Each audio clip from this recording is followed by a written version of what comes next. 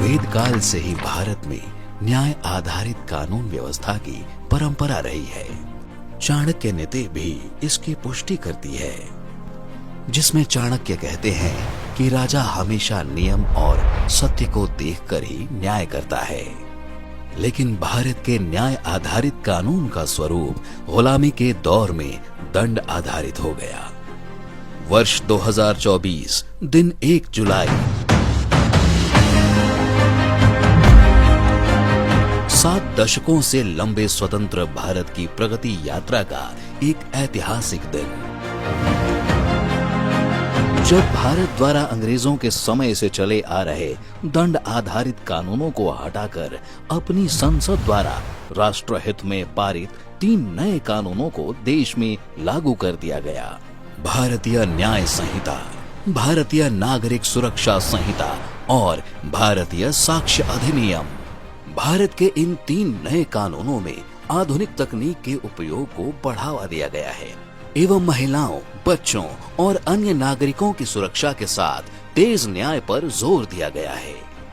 आजादी के इतने दशक बाद गुलामी की मानसिकता से उभरते हुए देश ने इंडियन पिनल कोड की जगह भारतीय न्याय संहिता को एडॉप्ट किया है। विकसित भारत की आकांक्षाओं के अनुकूल इन नए कानूनों में दंड नहीं बल्कि न्याय की प्रधानता है।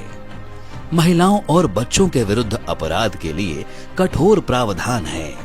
जांच से लेकर न्यायपालिका तक आधुनिक तकनीक और डिजिटलीकरण को प्रमुखता दी गई है, जिससे देश के कानून भारत को विकसित राष्ट्र बनाने की अपनी भूमिका पर खरे उतरे।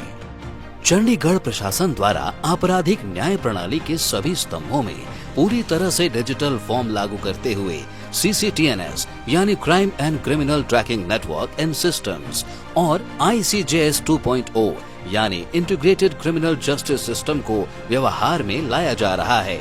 इस प्रक्रिया में आपराधिक न्याय प्रणाली के सभी स्तंभों का न्याय सेतु द्वारा सीमलेस एकीकरण किया गया है, जिससे सारी जानकारियां एक डैशबोर्ड पर रियल टाइम में उपलब्ध हो जाती हैं। इससे चंडीगढ़ प्रशासन के अधिकारियों को अब केस की पूरी जानकारी बस एक क्लिक के माध्यम से मिल जाती है।